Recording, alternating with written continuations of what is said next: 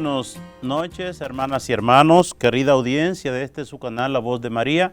Comenzamos a esta hora el programa La Vida en Cristo. Y comenzamos en oración, pidiendo la luz, la sabiduría de lo alto, del Espíritu Santo. El Espíritu Santo, dador de todos los dones, invoquémosle para que derrame sobre nosotros la luz divina. En el nombre del Padre, del Hijo y del Espíritu Santo. Amén. Ven, Espíritu Santo, llena los corazones de tus fieles, enciende en ellos el fuego sagrado de tu amor, envía tu Espíritu y todo será creado y renovará la faz de la tierra. Oh Dios, que iluminaste los corazones de tus fieles con la luz del Espíritu Santo, haz que guiado por ese mismo Espíritu saboreemos la dulzura del bien y gocemos siempre de su divino consuelo por Jesucristo nuestro Señor. Amén. Hermanas y hermanos, hay mucha gente dentro del mundo cristiano que relativiza la importancia y la grandeza de la vida de oración. Incluso hay gente que dice, no, yo no rezo, yo lo que le doy una comida, un plato de comida a un pobre, yo si hay una gente necesitada, pero yo no tengo que ir a la iglesia, para salvarse no hay que ir a la iglesia, no hay que ir al templo. Vamos a ver la importancia de la oración y si es suficiente que usted haga alguna obra buena y con eso basta. Vamos a verlo desde la Biblia. Primer elemento, ¿por qué es tan importante y esencial la oración en la vida cristiana? Primeramente, San Pedro nos advierte, el primer papa de la iglesia, nos advierte sobre las tentaciones que va poniendo el demonio día tras día en nuestra vida de fe. Y entonces nos va a decir toda la Biblia cómo vencer esas tentaciones. Vamos a ver cómo Pedro nos hace una advertencia en su primera carta, en el capítulo 5 del 8 al 9. Vamos a ver. Sean prudentes y manténganse despiertos. Oigan, sean prudentes, no sean brutos, manténganse despiertos. Sean prudentes, manténganse despiertos. ¿Por qué? Porque su enemigo, el diablo, como un león rugiente, anda buscando a quien devorar. Resístanle firmes en la fe. Ok, resistidle firmes en la fe. Su enemigo, el diablo, anda buscando a quien devorar. Ahora, ¿cómo plantea Jesús? ¿Qué solución plantea Jesús? ¿Qué medio? ¿Qué elemento nos propone Jesús para vencer las tentativas del demonio? Vamos a verlo en un campo muy concreto, ¿verdad? El capítulo 26, ya Jesucristo en la puerta de la pasión, podemos decir, en el monte de Getsemaní, va al monte de los olivos, va a orar. Y vamos a ver qué pasó. Capítulo 26, desde el versículo 38. Les dijo, siente en mi alma una tristeza de muerte. Jesucristo está en el monte de los olivos y va con sus discípulos y Jesucristo, siendo Dios, va a orar a esa comunicación con el Padre Dios. Quédense ustedes aquí. Quédense aquí. Y permanezcan despiertos conmigo. Y permanezcan despiertos conmigo. Oigan lo que va a decir Pedro, estén despiertos, no se duerman, porque su enemigo el diablo anda buscando a quien devorar. Jesucristo está en el monte de los olivos y le dice a los discípulos, miren, manténganse despiertos, oren conmigo, como acompáñenme. Y vamos a ver qué pasó. Enseguida Jesús se fue un poco más adelante, se inclinó hasta tocar el suelo con la frente y oró diciendo, Padre mío, si es posible, líbrame de este trago amargo. Vamos a ver el versículo 44. Los dejó y se fue a orar por tercera vez. Ok, Jesucristo llega y lo encuentra dormido. Bueno, vamos a leer en secuencia. Síguelo leyendo del versículo 39. Enseguida Jesús se fue un poco más adelante. Se inclinó hasta tocar el suelo con la frente y oró diciendo, Padre mío, si es posible, líbrame de este trago amargo, pero que no se haga lo que yo quiero, sino lo que quieras tú. Luego volvió a donde estaban los discípulos. Y él que le había dicho a los discípulos, velen conmigo, ¿cómo lo encontró? Los encontró dormidos. Lo encontró dormido. Y vamos a ver versículo 44. Los dejó y se fue a orar por tercera vez, repitiendo las mismas palabras. Entonces regresó a donde estaban los discípulos y les dijo: ¿Siguen ustedes durmiendo y descansando? Siguen durmiendo y descansando, no han podido velar conmigo, no han podido orar, no han podido mantenerse despiertos. Jesucristo le hace esa advertencia. Le había dicho, velen y oren para no caer en tentación. Vamos a ver qué pasó desde el versículo 69. Jesucristo le dice a Pedro, velen conmigo, oren conmigo. 3 veces lo encuentra dormido. 3 veces ellos desobedecieron a Jesús. En 3 ocasiones dejaron de orar. Y vamos a ver, versículo 69. Mateo 26, versículo 69. Pedro, entre tanto, estaba sentado afuera en el patio. En esto una sirvienta se le acercó y le dijo: Tú también andabas con Jesús, el de Galilea. Pero Pedro lo negó delante de todos. Oigan, la caída fatal de Pedro negó a Jesucristo. Ahora, vemos ese versículo 69 al 75 que lo niega 3 veces. Pedro negó a Jesús, ¿cuántas veces? 3 veces. ¿Cuántas veces lo encontró Jesús dormido? 3 veces. Es decir, miremos algo. ¿Por qué? ¿Por qué Pedro niega a Jesús 3 veces? Porque había desobedecido a Jesús 3 veces. Es decir, Jesucristo le dice, mire, velen y oren para no caer en tentación. Pero Pedro se descuidó, se puso a dormir y descansar. No oró, no se mantuvo en vela, no se mantuvo despierto. Vino el diablo, inspiró a Pedro. ¿Y cuántas veces negó Jesucristo a Pedro? 3 veces. Ahora, vamos a ver, mientras Pedro, por estar dormido, cae en las tentaciones del diablo por no orar. Vamos a ver, vamos al capítulo 4 de San Mateo. Vamos al capítulo 4 de San Mateo. Lo tenía en otro orden, pero vamos a ese capítulo 4 para que veamos nosotros cómo por estar en vela, por estar en oración, Jesucristo vence el demonio. De verdad, como el diablo tienta a Pedro, también el diablo tienta a Jesús. Vamos a ver. Mateo 4. Luego el Espíritu llevó a Jesús al desierto. Primeramente, Jesucristo no se deja llevar de la carne, se deja llevar por el Espíritu. Dice, el Espíritu llevó a Jesús al desierto. No lo llevó a una discoteca, no lo lleva a un colmadón, no lo lleva a una banca, no lo lleva a un prostíbulo, no lo lleva a una fiesta, no lo lleva a un lugar raro. ¿Dónde el Espíritu lleva a Jesús? Al desierto. Vamos a continuar. ¿A qué lo lleva al desierto? Para que el diablo lo pusiera a prueba. Para que el diablo lo pusiera a prueba. Estuvo 40 días y 40 noches sin comer, y después sintió hambre. 40 días en ayuno y en oración, en penitencia y sacrificio, y a los 40 días después de esa pela, podemos decir, de esa cuaresma que Jesucristo vivió, entonces viene el diablo y lo tienta. El diablo se acercó entonces a Jesús para ponerlo a prueba, y le dijo: Si de veras eres hijo de Dios, ordena que estas piedras se conviertan en panes. Pero Jesús le contestó: La Escritura dice, no solo de pan vivirá el hombre, sino también de toda palabra que salga de los labios de Dios. Miremos una cosa, Jesús, a pesar de tener 40 días en ayuno, en oración, sin comer nada, cuando el diablo le ofrece esa facilidad, a una bendicioncita y esas piedras se convertirán en pan.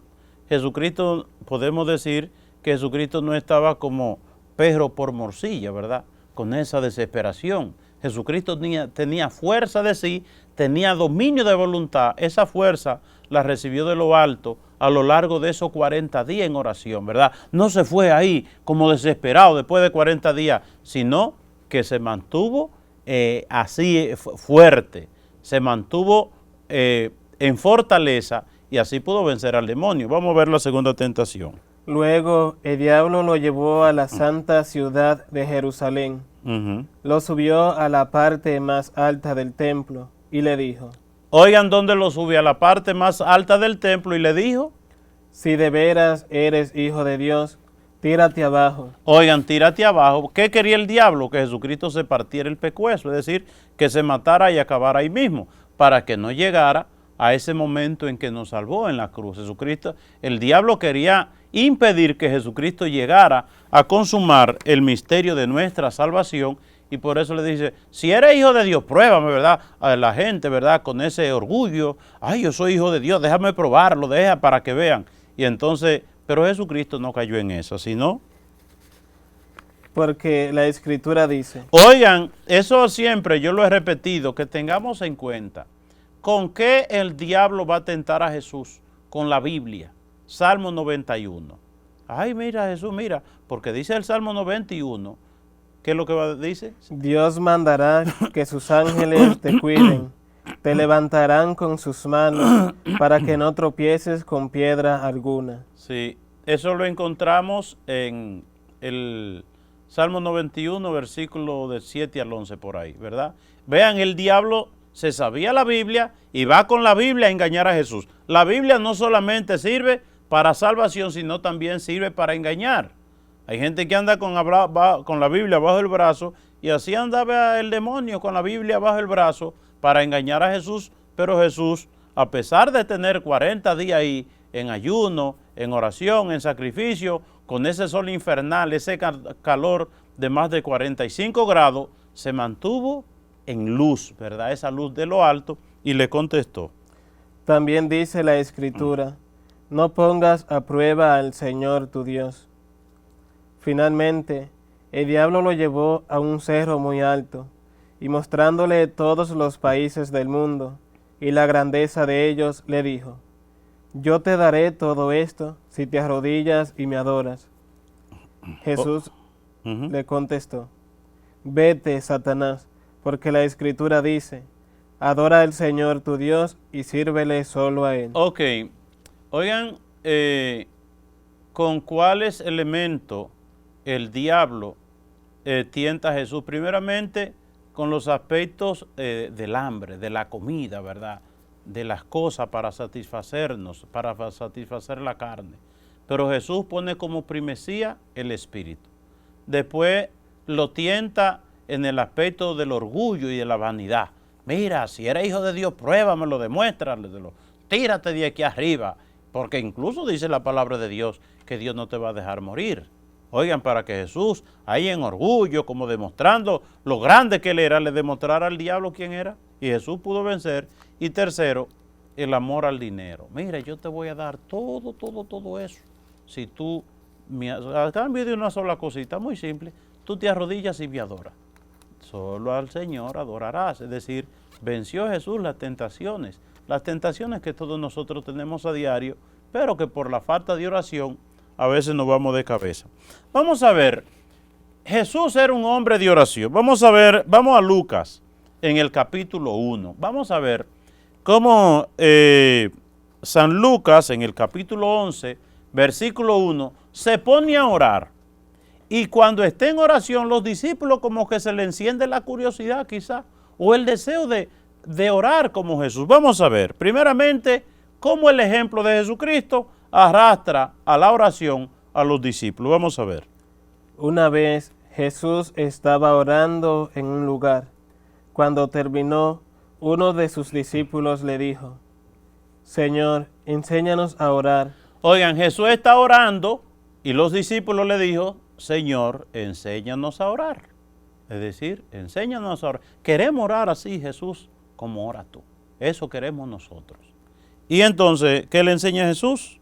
Jesús le dijo, cuando oren digan, Padre, santificado sea tu nombre. Ok, le enseñó el Padre Nuestro. Jesús oraba y Jesús, pues, la oración que hacía como que inspiró a los discípulos también a querer orar como Jesús. Enséñanos a orar, Señor. Es decir, qué importante, miremos nosotros la oración. No es que a mí no me gusta orar, es que a mí no me gusta. Señores, la vida cristiana no es una cuestión de sentimentalismo, no es cuestión de que me guste o no. Es cuestión de que Jesús dice, sin mí ustedes no pueden hacer nada. Sin mí. ¿Y cómo nos mantenemos nosotros unidos a Jesús? A través de la oración. Y a través de la oración es que vencemos al diablo. Pedro cayó 3 veces, ¿verdad? Negó a Jesucristo 3 veces. ¿Por qué? Por haber negado a Jesús, por haber dejado de orar 3 veces. En lugar de orar, estaba dormido. Y el que se descuida en la oración y se dedica a otra cosa, al final cae en las tentaciones del demonio. Ustedes ven incluso cuando un hombre o una mujer que son gente de iglesia y son gente de oración, dejan orar, dejan de ir a misa. Pues al poco tiempo la mujer, ay que el esposo mío se fue. O el esposo, ay que la mujer mía se fue. ¿Verdad? Cuando la gente no ora, se le olvidan hasta los propios hijos y lo abandona y se va por ahí con otro. Fruto del gusto. Es decir, el que vive del gusto, que me gusta esto y que me gusta lo otro, eso es cuestión de los animales. Uno en lugar de hacer lo que le gusta, hace lo que le conviene. Oigan bien, son 2 cosas muy diferentes. Dios nos da a nosotros la sabiduría del Espíritu. ¿Para qué? Para que meditando las cosas tengamos el don que del Espíritu Santo del discernimiento del bien y del mal. De tal manera que el animal, ¿por qué actúa? Por el instinto, por lo que le gusta en el momento. El animal ve un pan ahí tirado, un pedazo de salchichón, no analiza si está envenenado o no. Si está envenenado o no, me lo como. Pero si un ser humano ve un pedazo de pan ahí en el suelo, dice, pero esto estará envenenado o tendrá algún microbio, no sé. ¿Verdad? Lo mismo, el animal ve la hembra y le cae atrás sin pensar en las consecuencias. El ser humano tiene la capacidad de discernir si me conviene o no conviene. Es decir, el animal actúa por lo que, por el gusto, el ser humano actúa por lo que conviene. Cuando nosotros actuamos por el gusto, entonces nos convertimos en animales. No, yo no oro, yo no rezo porque no me gusta, ¿verdad? Bueno, usted verá las consecuencias precisamente de no orar, ¿verdad? Dice el Señor, ustedes sin mí no pueden hacer absolutamente nada. Frente a las acechanzas y las tentaciones del demonio, las solas fuerzas de voluntad humana no sirven. Son poca cosa. ¿Por qué? Porque la carne es débil. Es decir, el hombre en oración se deja guiar como Jesús por el Espíritu. El hombre sin oración se deja llevar como el animal por la carne y por el gusto.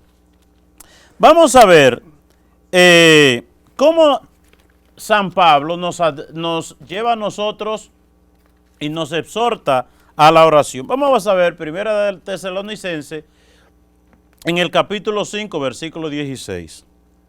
Estén siempre contentos. Estén siempre contentos. Oren en todo momento. Oren en todo momento. Oigan qué cosa más bella. ¿Qué elemento destaca San Pablo? Nos dice San Pablo, estén siempre contentos. Y para que estén contentos, oren siempre. Una gente en oración es una gente feliz y contenta. Busque ustedes la gente que ora mucho, para que usted vea gente feliz y gente contenta. El que ora mucho, incluso los problemas por grandes que sean, lo pone por debajo de la gracia, la alegría y las bendiciones que da Dios. Por eso, ¿cuánta gente? Incluso yo tengo una amiga que tiene cáncer, ¿verdad? Y le preguntan en el hospital, ¿usted tiene depresión? Dice, ni me hable de eso. El cristiano no vive en depresión. Es decir, tengo unos dolores fuertes y paso noches enteras sin dormir, pero tristeza y amargura no tengo porque Dios está conmigo. Es decir, hasta un cáncer es menor, ¿verdad? Y un cáncer a veces. O pensemos nosotros, yo pienso en el padre Constantino Zorrilla, que murió hace 2 meses, ¿verdad? Y un hombre que ya sabía hacia dónde iba. Un cáncer en el colon que le hizo metástasis y días antes rezamos juntos, celebramos misa juntos y yo recuerdo una semana antes de morir que celebramos la misa en su casa y cómo él empezó a hablar y él le daba gracias a Dios y él bendecía ahí alababa a Dios en medio de su sufrimiento, en medio de su enfermedad, y él sabiendo que lo que le esperaba era la muerte. Pero ¿qué pasa? En oración Dios nos inspira que lo que nos espera después de esta vida es el gozo eterno, ¿verdad? Pero el que no ora, entonces le viene cualquier enfermedad y entonces se pone a patalear. Ay, ¿por qué a mí? Esto no me debió pasar, y empieza ahí a cantaletear y al final se pierde todo. Entonces, ¿qué nos dice San Pablo? Estén alegres siempre, y para que estén alegres, ¿qué tienen que hacer? Oren en todo tiempo. Dice San Pablo, si oran en todo tiempo, entonces ustedes estarán siempre contentos. Y también en Filipenses 4, 6, 7, vamos a ver esa cita, que es una cosa muy interesante. Y sobre todo en los tiempos modernos, la grandeza y la importancia de la oración que nos llevan a superar toda dificultad y toda inquietud. Toda dificultad y toda inquietud. Filipenses 4, 6 al 7. No se aflijan por nada. No se aflijan por nada. ¿Y cómo hacer nosotros para no afligirnos por nada? Sino preséntenselo todo a Dios en oración. Preséntenselo todo a Dios en oración. ¿Qué dice Jesús? Vengan a mí los que estén cansados y agobiados, y yo les aliviaré. Es decir, cuando tú vas a Jesucristo en oración, esa oración de confianza, y tú pones en los hombros de Jesús esa carga, sabiendo lo que dice la palabra de Dios, que Dios tiene mucho más que dar que nosotros que pedir. Qué poquito se hacen los problemas. No se inquieten, dice él. Vamos a leerlo otra vez. No se aflijan por nada. No se aflijan, no se inquieten por nada, ¿verdad? No se pongan ahí a dar lástima, a cantaletearle a todo el mundo su problema. Mejor vaya al Santísimo, vaya a la iglesia o póngase a un lugar solitario y póngase a rezar. En lugar de usted cantaletearle a la gente su sufrimiento y que el otro no puede hacer nada, cantaletele esas cosas en oración al que todo lo puede, ¿verdad? Jesucristo, sigue. Sino preséntenselo todo a Dios en oración. Preséntenselo todo a Dios en oración. Pídanle y denle gracias también. No solamente que le pidan, sino que le den gracias. Eso es muy importante. La oración de acción de gracias es algo muy grande, porque hasta uno a nivel humano, cuando uno le hace quizá un favor a una gente y el otro dice gracias, pues uno se siente motivado como a corresponderle otra vez, a seguirlo ayudando. Pero es muy desagradable cuando usted le hace un favor al otro y el otro como que no dice ni gracias, ¿verdad? Pues San Pablo nos dice a nosotros, no se inquieten, den gracias, oren siempre, y oran pidiendo a Dios y también dándole gracias. Así Dios les dará su paz, que es más grande de lo que el hombre puede entender. Oigan, la oración nos da a nosotros la paz, incluso una paz que nosotros ni siquiera podemos entender.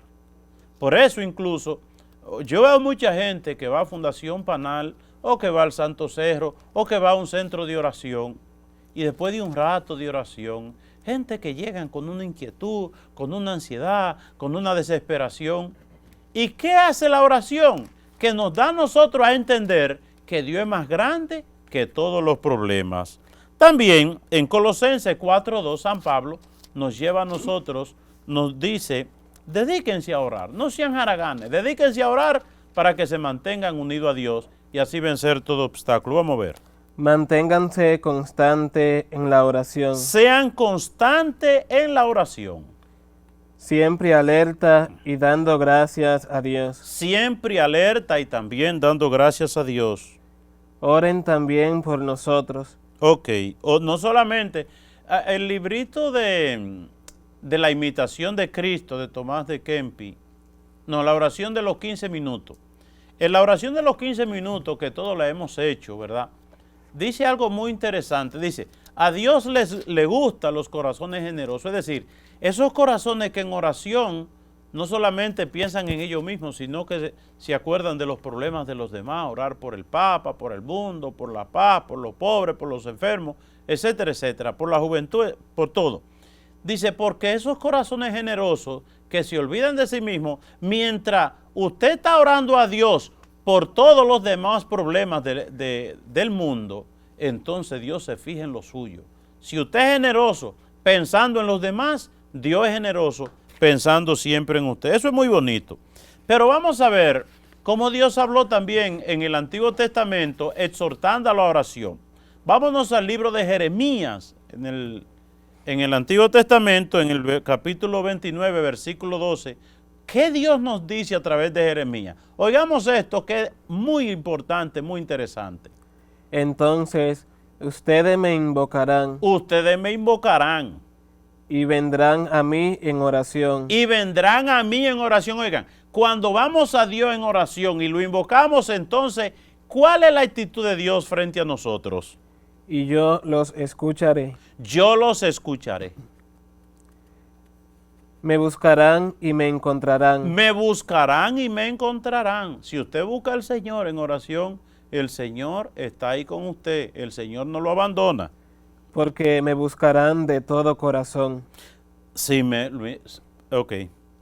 Sí, yo dejaré que ustedes me encuentren Ajá. y haré que cambie su suerte. Y haré que cambien su suerte. Ustedes ven esa gente, ay, yo sí soy de mala suerte, a mí nada me sale bien. ¿Qué es lo que pasa? Falta de oración. Miren, hasta de la suerte habla aquí. Yo le haré que cambien su suerte. Ahora, que cambie la suerte para aquellos que nos llevan a nosotros a la salvación. Dios no nos va a dar a nosotros nada que sea obstáculo para nuestra salvación. Yo haré que cambie su suerte, dice. Sí. Los sacaré de todas las naciones y de todos los lugares por donde los dispersé. Ok, hasta la dispersión en la familia, una familia dispersa, uno por aquí, otro por aquí, hasta eso dice la palabra de Dios. Si andan dispersos y oran ustedes, pues yo les reuniré. Usted ve que su familia como que anda media dispersa y que falta de unidad y falta, póngase a rezar. Y la oración del Santo Rosario es una cosa muy grande. Pero vamos a ver el Salmo 145, vamos a los salmos que son oración, 150 salmos, 150 oraciones también, ¿verdad? Una cosa muy importante, que desde siempre, desde mucho antes de Jesucristo, pues los salmos siempre fueron inspiración para la oración. Para orar, la oración, los salmos tienen como esa dimensión que nos pone a orar a nosotros en todo tiempo, para toda ocasión, ¿verdad? Tienen como esa dimensión. Vamos a ver Salmo 145, versículo 18. El Señor está cerca de los que lo invocan. El Señor está cerca de quién? De los que lo invocan. Ajá, y de los que lo invocan, ¿de qué manera? Con sinceridad. De los que lo invocan sinceramente. El Señor está cerca de los que lo invocan, de los que lo invocan sinceramente. Pero vamos otra vez a Jeremías, vamos al versículo 33, que es muy importante esta cita, ¿verdad? Jeremías tiene muchas citas importantes que nos habla a nosotros de la importancia de la oración. Jeremías 33, versículo 3. Llámame y te responderé. Llámame en oración y te responderé. Y te anunciaré cosas grandes y misteriosas que tú ignoras. Vamos a leerlo otra vez. Llámame y te responderé, y te anunciaré cosas grandes y misteriosas que tú ignoras. Ok. Y miren que Mateo, en el capítulo 18, versículo 20, nos habla a nosotros de la importancia de la oración. Y ahora destaca San Mateo la importancia de la oración comunitaria. Mateo 18, 20. Porque donde 2 o 3 se reúnen en mi nombre, allí estoy yo en medio de ellos. Ok, donde 2 o 3 se reúnen en mi nombre para orar, allí estoy yo, ¿verdad? Es decir, la oración comunitaria y la oración personal. Pero miremos nosotros, vamos al libro de los Hechos de los Apóstoles. Al libro de los Hechos de los Apóstoles, para que veamos nosotros si los discípulos oraban. ¿Oraban los discípulos? Los discípulos eran tan buenos, los discípulos, que no se necesitaban oración. Vamos a ver si oraban. Hechos 16, 25. Vamos a ver. Pero a eso de la medianoche. A eso de la medianoche. Mientras Pablo y Silas oraban y cantaban. Y miren, a eso de la medianoche, Pablo y Silas se pusieron a orar. Y vamos a ver dónde estaban ellos. Síguelo.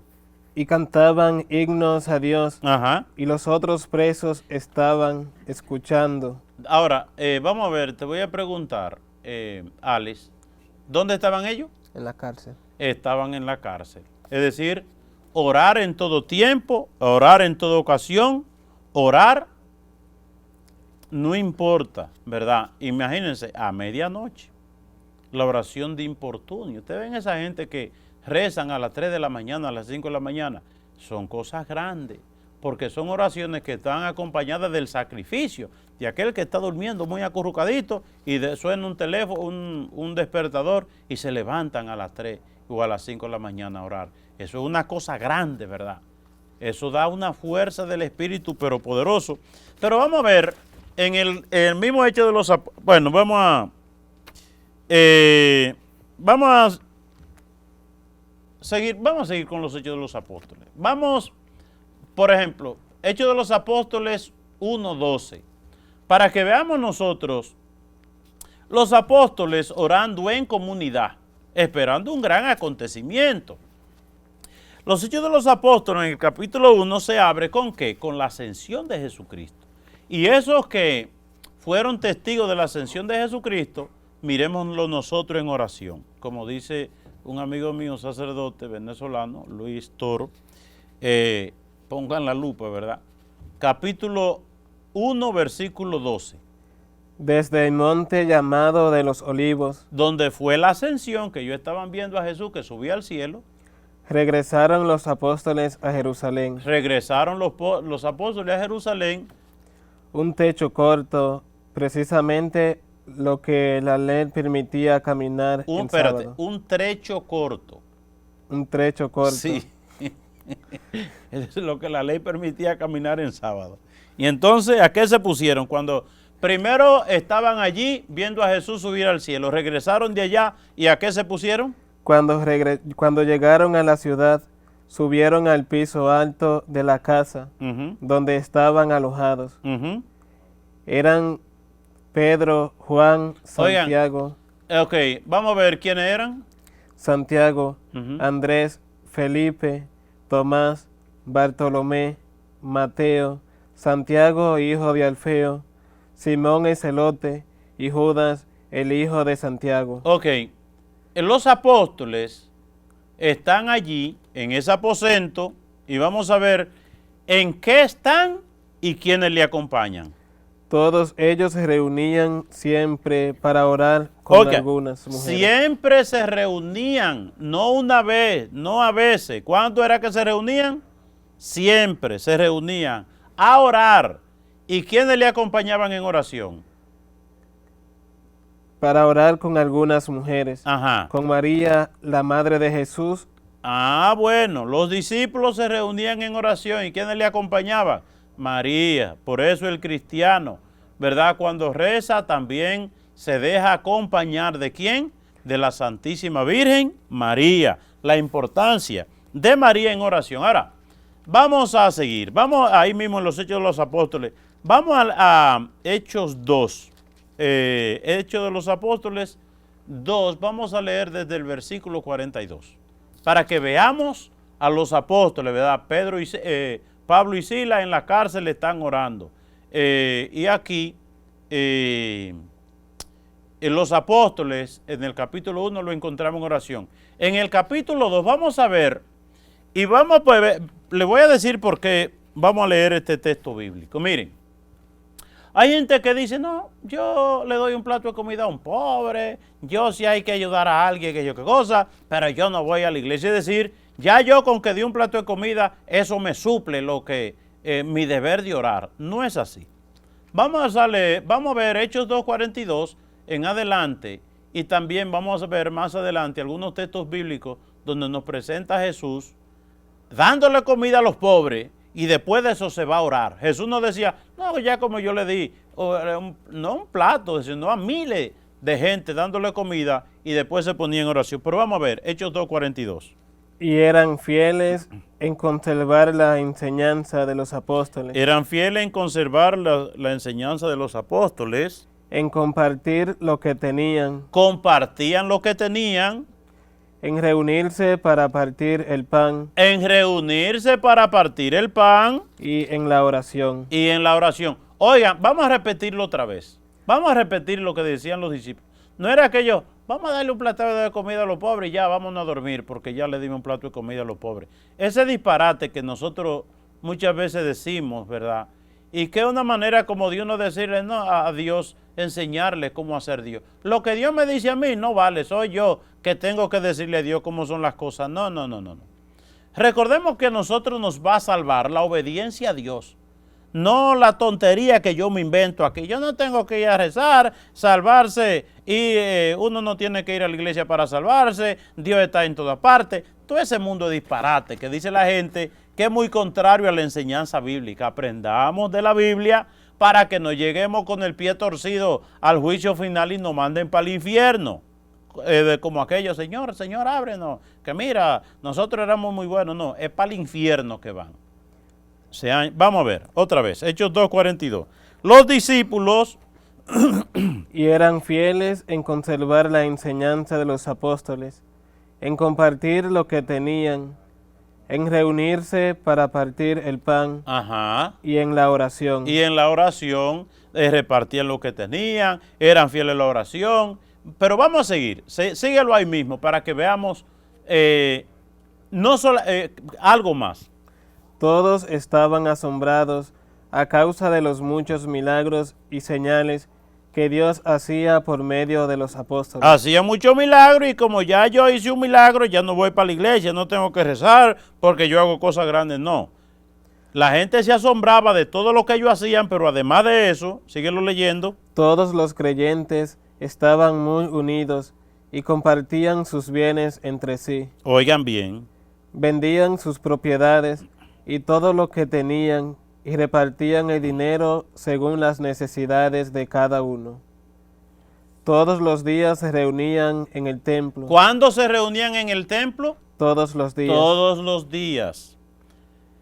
No, yo voy a la iglesia cuando me nace. ¿Ustedes creen que esta gente era cuando le nacía? Todos los días iban al templo, todos los días se ponían a orar, todos los días se ponían a hacer el bien. No eran mezquinos. No, yo voy a la iglesia cuando me nace y que yo le doy un plato de comida a aquello que cosa, cantaleteando lo que hacemos. Y si tú das un plato de comida y lo dijiste y lo cantaleteaste, ya perdiste la gracia, ¿verdad?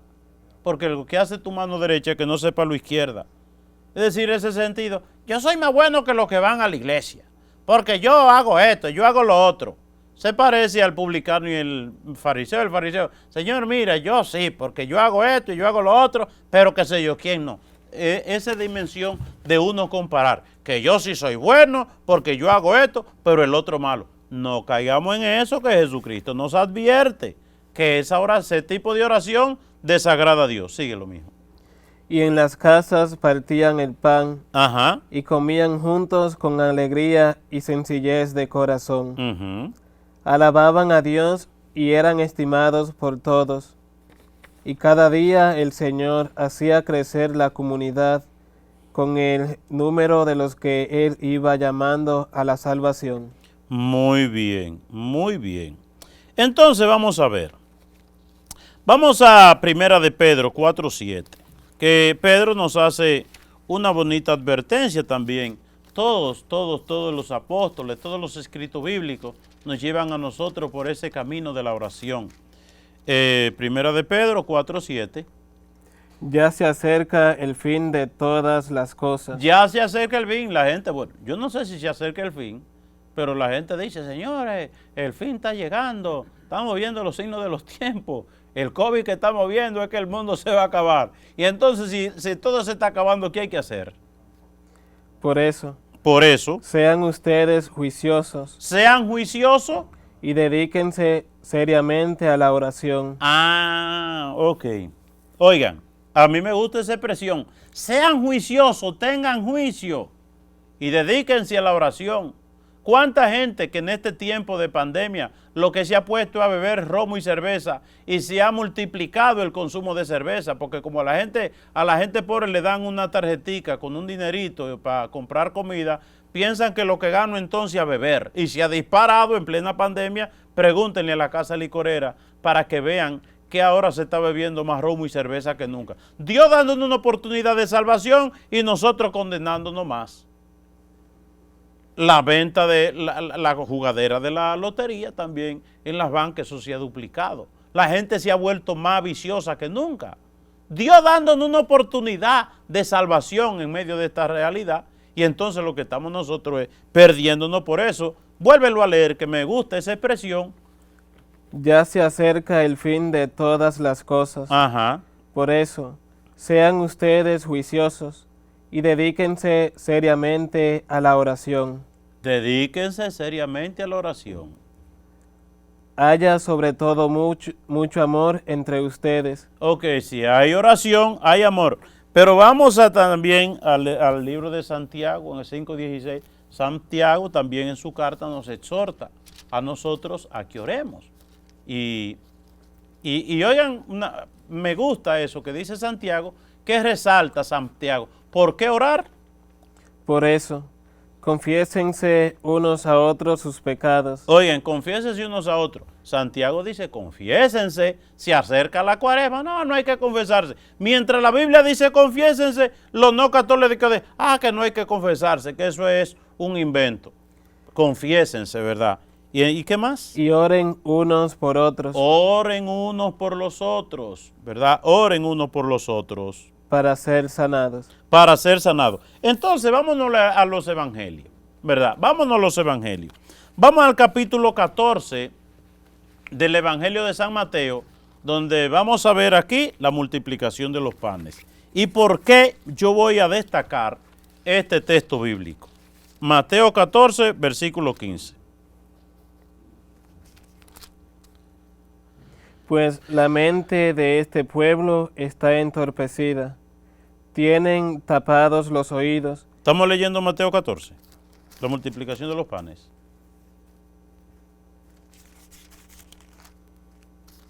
Ahora se me puso nervioso el muchacho, pero él está bien. Como ya se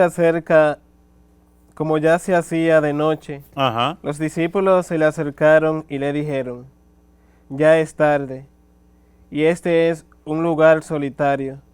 Despide a la gente para que vayan a las aldeas y se compren comida. Jesús le contestó, no es necesario que se vayan, denles ustedes de comer. Ellos les respondieron, no tenemos aquí más que 5 panes y 2 pescados. Jesús les dijo, tráiganmelos aquí. Entonces mandó a la multitud que se sentaran sobre la hierba. Luego tomó en sus manos los 5 panes y los 2 pescados, y mirando al cielo, pronunció la bendición y partió los panes.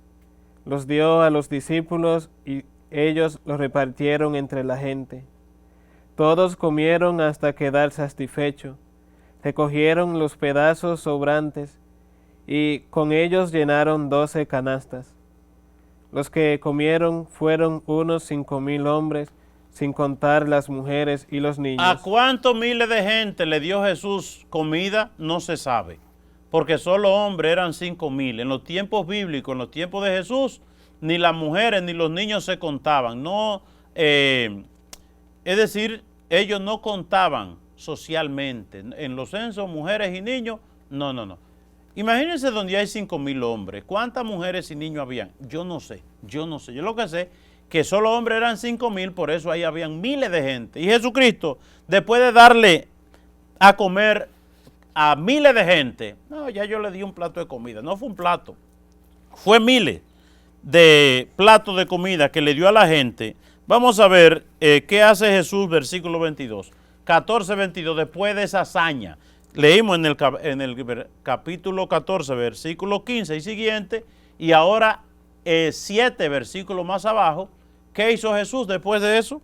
Después de esto, Después de la multiplicación de los panes, después de darle de comer a esa a esos miles de gente. Jesús hizo que sus discípulos subieran a la barca Ujú, para que cruzaran el lago antes que él ujú, y llegaran al otro lado mientras él despedía a la gente. ujú. Cuando la hubo despedido, Jesús subió a un cerro para orar a solas. ¿A qué subió al cerro? A orar a solas, ¿verdad? No, hay gente que rezan, yo lo que hago viene a los pobres, ¿verdad?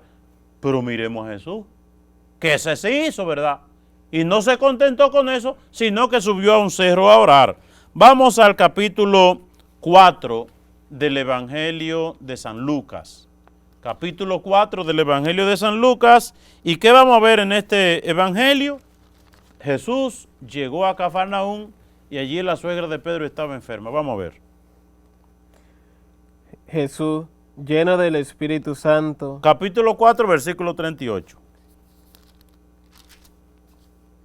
Jesús salió de la sinagoga y entró en casa de Simón. La sinagoga está aquí y ahí estaba la casa, ¿verdad? Unos metros y ahí mimito, ahí mismo. La suegra de Simón estaba enferma, con mucha fiebre, y rogaron por ella a Jesús. Jesús se inclinó sobre ella y reprendió a la fiebre, y la fiebre se le quitó.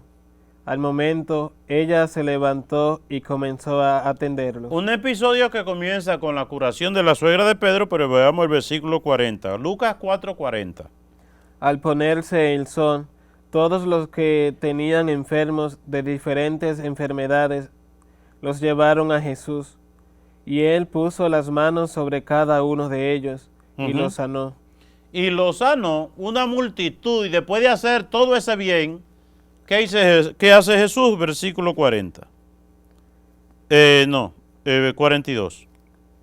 Al amanecer, Ajá. Jesús salió fuera de la ciudad a un lugar solitario. Para orar. Es decir, miremos nosotros que uno cree que uno hizo una obrita buena y ya no tengo que rezar, ya no tengo que orar, ya no tengo que ir a la iglesia. Miremos nosotros la actitud de Jesús. Ser cristiano es seguir la vida de Cristo. ¿En qué sentido? Miremos que Jesús lo vemos constantemente en el templo. Oigan, lo que siempre decimos, no, para salvarse no hay que ir a la iglesia, yo no tengo que ir al templo, Dios está en todas partes. Señores, ¿y por qué Jesús fue educado en el templo? ¿Por qué Jesús lo llevaban a la sinagoga constantemente? La primera vez que vemos a Jesús en el templo es en la presentación y también a los 8 días en la circuncisión, pero sobre todo a los 40 días, cuando tenía 40 días, que no se sacaba antes de los 40 días. ¿Por qué la presentación en el templo lo hacían a los 40 días? Porque se consideraban, y hasta hace unos años, la mujer está en riesgo. Es decir, una mujer paría y era 40 días en riesgo. A los 40 días Jesús estaba en el templo y lo llevaron allí a presentar al templo. Y cada rato Jesucristo lo vemos en el templo, lo vemos en la sinagoga. Y Jesucristo fue tan educado, oigan bien, fue educado por sus padres en la vida del templo y de la sinagoga. El templo estaba en Jerusalén, ya los demás eran como capillas que le llamaban sinagoga. Que cuando Jesús se fue de Nazaret, que se va a Galilea después de un tiempito, regresa a su casa, va como de vacaciones, quizá a pasarse un fin de semana, y cuando está allí,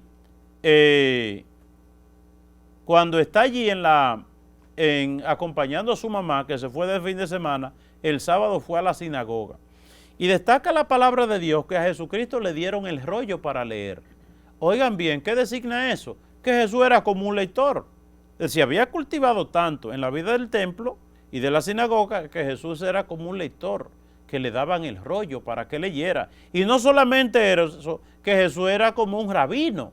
¿Por qué? Porque Jesucristo también leía la palabra, además de leerla, la comentaba. Jesús leía, recordemos, cuando lee el rollo de Isaías, donde dice el Espíritu Santo está sobre mí, porque el Señor me ha enviado a liberar a los cautivos, a darle comida a los hambrientos, etcétera, etcétera. Y enrollando el rollo otra vez, se puso como a comentar el texto bíblico, se puso a comentar el texto bíblico. Es decir, y cuando cumplió 12 años, el regalito que le dieron sus padres lo llevan a más de 140 kilómetros desde Nazaret hasta a Jerusalén. Oigan qué regalito le dieron al niñito de 12 años. A Jesucristo incluso en los últimos 3 años de su vida lo vemos por lo menos 3 veces en el templo, es decir, esa larga caminata. Y uno lo que se pregunta, mientras Jesús con tanto amor por nosotros, ¿verdad?, siempre pensando en nuestra salvación, iba desde Jerusalén, iba desde Nazaret y de Galilea a Jerusalén, más de 140 kilómetros, a orar al templo, y lo vemos constantemente en la sinagoga. Y cuando curó la suegra de Pedro, ¿de dónde fue que salió?